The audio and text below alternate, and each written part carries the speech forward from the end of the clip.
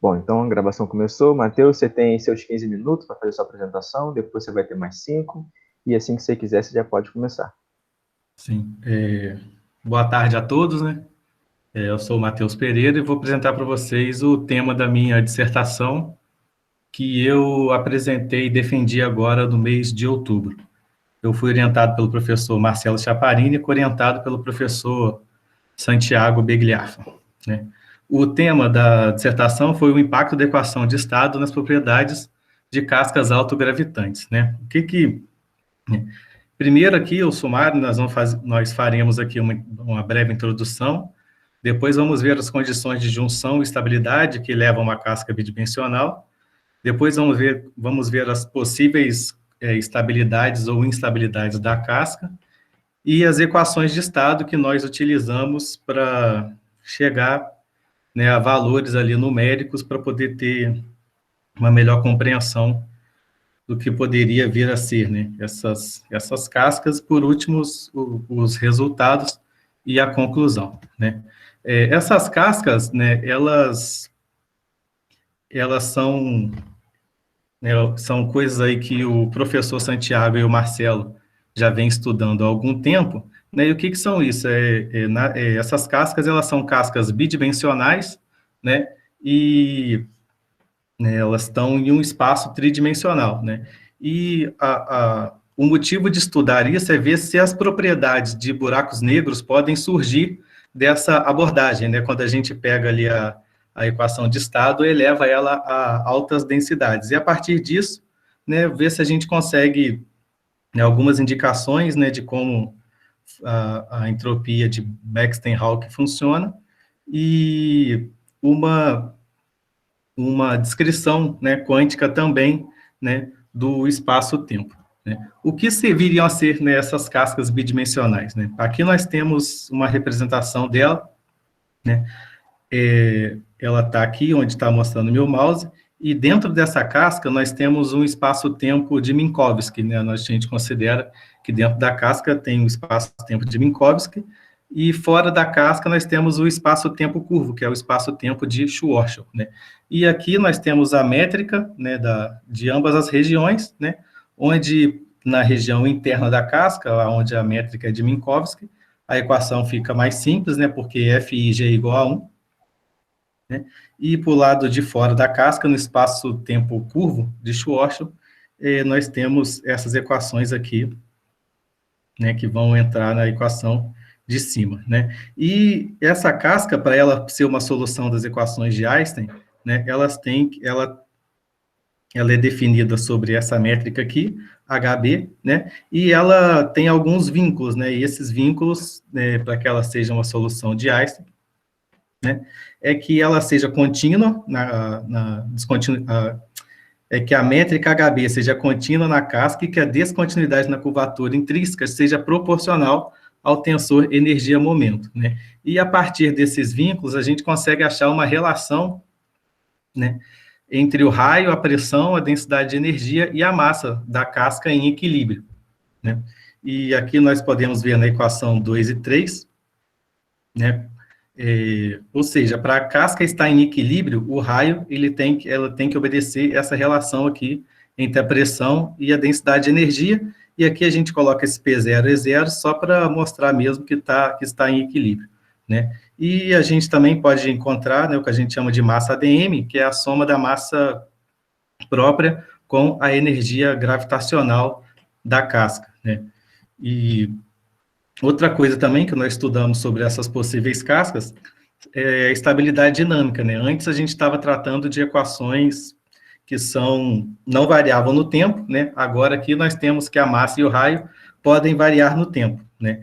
Então, a gente procurou estudar o que aconteceria com essa casca após uma perturbação radial, né, na casca. Então, a gente viu que ela respeita essa equação da continuidade aqui, que é a equação 7, e fazendo uma expansão em torno da posição de equilíbrio, né, que é R menos R0, ela pode se tornar um oscilador, né, ela pode se comportar como oscilador harmônico, desde que ômega zero ao quadrado seja positivo, né.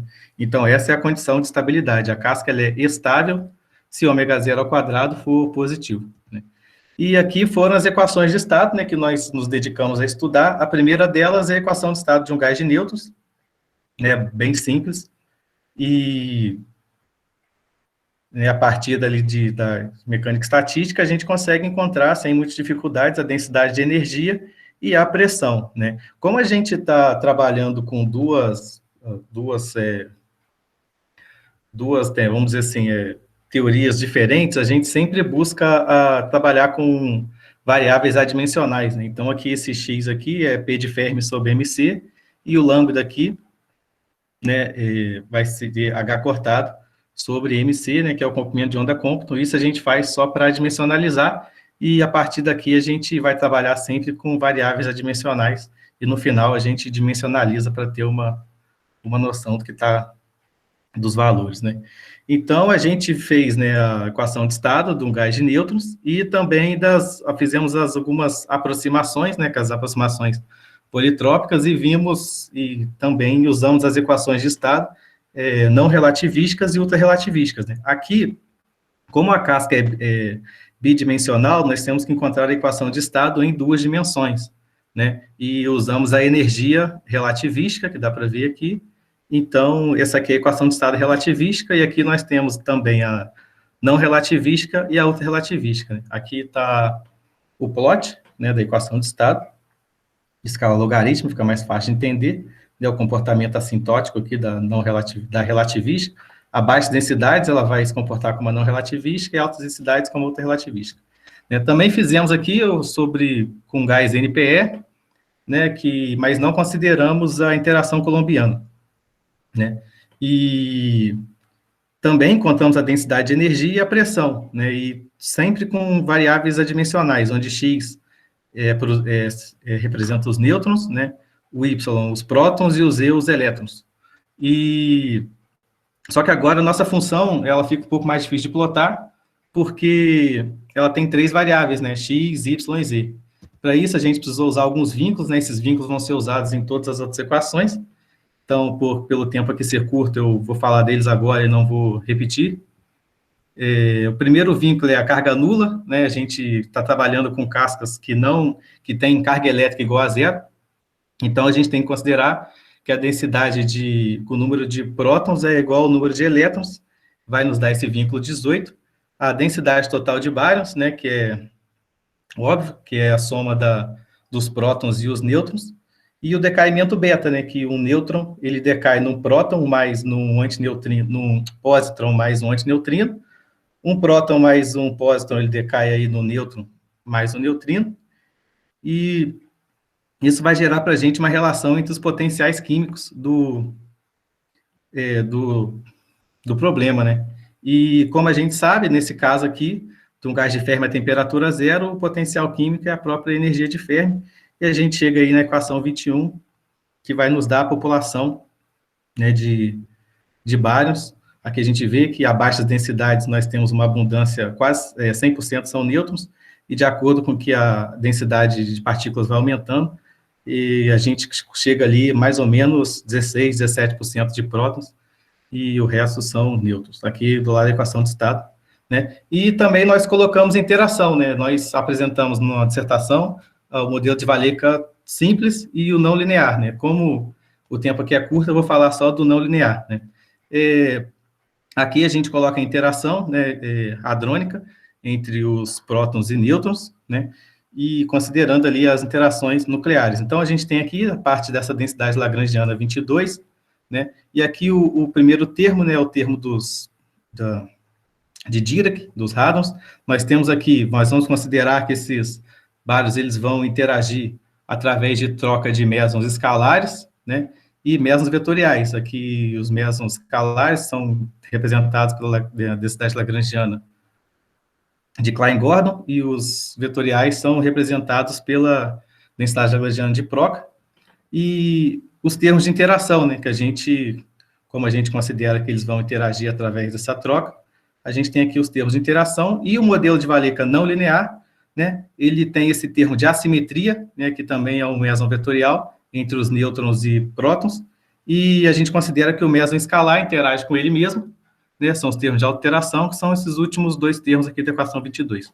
Então, a partir disso, né, a gente acha a equação de movimento e faz algumas aproximações, né, que é a aproximação de campo médio, né, a gente considera o valor do campo quântico igual ao valor do campo clássico, né, algo que a gente faz parecido lá no átomo de hidrogênio, né, a gente não resolve o átomo de hidrogênio, considerando ali que o próton e o elétron estão trocando fótons, né, a gente usa ali o potencial coulombiano e resolve, né. Como no nosso caso nós estamos trabalhando com uma casca, né, e nós podemos utilizar a invariância translacional, né, ou seja, a derivada em relação à posição, ela vai ser zero, porque se eu vou para a direita, para a esquerda, né, não faz diferença. Então, nesse caso, a gente pode usar a invariância translacional. E a invariância rotacional, né, também, que vai fazer com que as derivadas aí do campo vetorial também sejam zero. Isso reduz as nossas equações, né? Então, nós vamos partir dali, e do tensor energia-momento, a gente consegue encontrar a equação para densidade de energia e pressão, né, desse modelo, né? E a partir dali, sim, a gente aplica, né, naquelas condições de junção, né? Primeiro nós temos aqui os vínculos, né, que são os mesmos. Oi? Faltam 5 minutos. Ah, tá. Primeiro aqui nós temos os vínculos, né, que são os mesmos ali, a carga nula, a quantidade de prótons igual a de elétrons, total de bárions é nêutrons e prótons, decaimento, e só que o potencial químico, né, que a relação entre potencial químico, ela se torna um pouco diferente só nesse modelo aqui, que é o modelo não linear, porque quando a gente faz a conta, a gente vê que o termo de assimetria, ele vai interferir, né, nesse vínculo de potencial químico. Aí uma das dificuldades, né, é encontrar as constantes de acoplamento, que elas aparecem naturalmente no problema, e o que a gente fez? A gente fixou a constante de acoplamento, a gente considerou que a gente fixou alguns observáveis, né? E essa observável foi a energia de ligação, a gente achou as constantes de acoplamento para que a energia de ligação em 2 e 3 dimensões fossem iguais, né? Aqui, a equação de estado, isso aqui é importante, quando a gente coloca interação, aparece a baixas densidades uma pressão negativa, né? Com muitas baixas densidades, né? E essa pressão negativa, a gente viu que ela acontece por causa da troca de mesons escalares, né? Ou seja, esses mesons escalares, eles vão trabalhar para abaixar a pressão, né? E aqui é como a gente fez a dimensionalização, né, das fórmulas, né?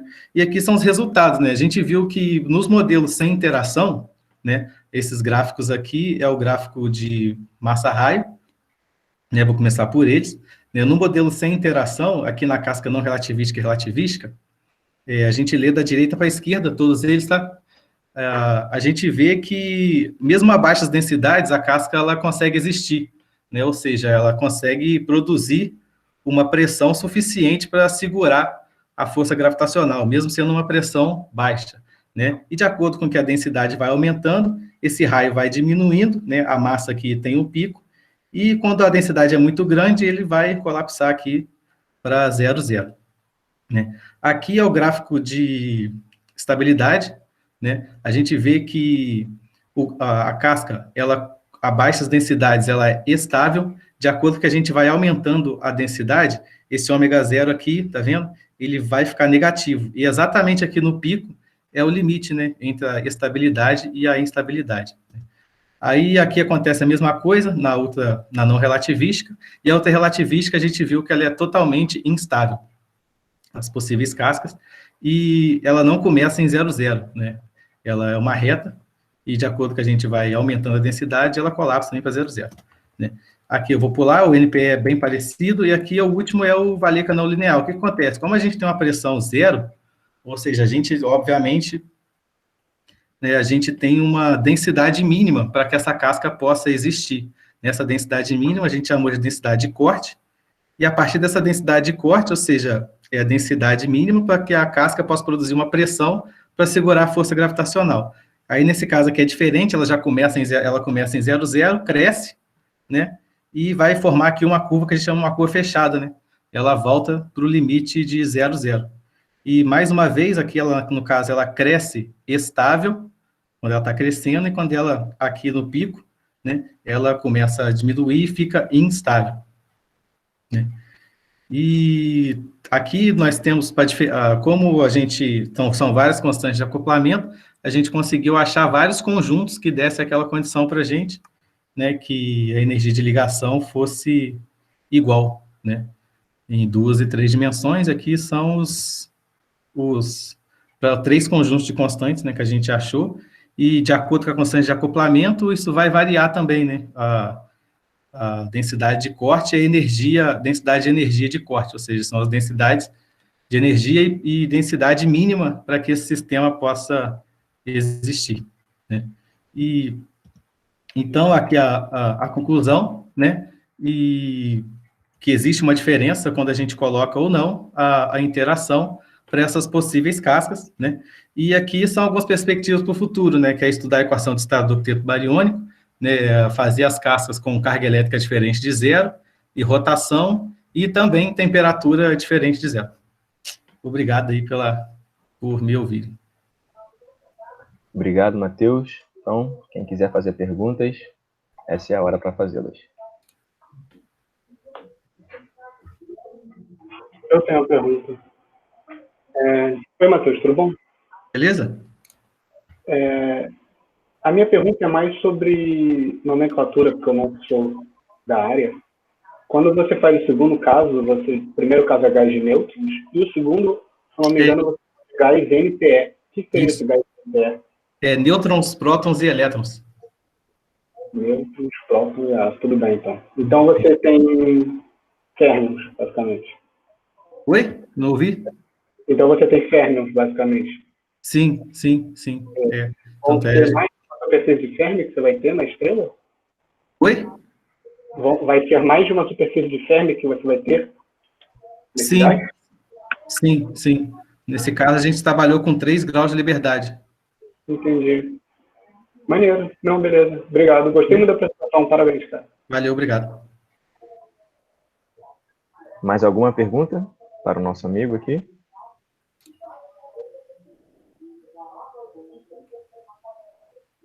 Bom, se não tem mais nenhuma pergunta, ninguém se manifesta. Bom, então quero agradecer, Matheus, mais uma vez, parabéns aí pela apresentação. E essa aqui foi a nossa última apresentação nessa sessão. Nós vamos parar agora para o almoço e nós voltamos às 2 horas, né? Todos aí presentes, se puderem voltar às 2 horas, estaremos para a nossa próxima sessão de palestras. Rui, tem algum recado?